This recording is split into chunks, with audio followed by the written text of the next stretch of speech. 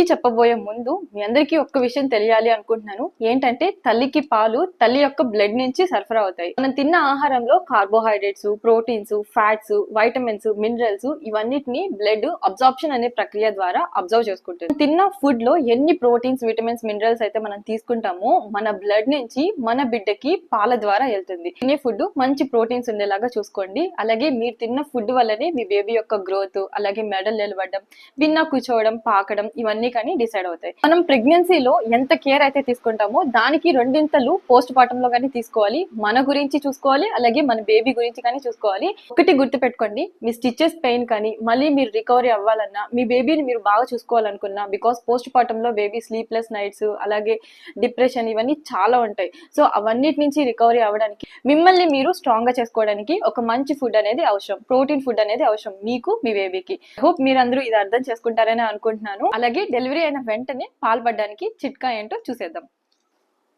so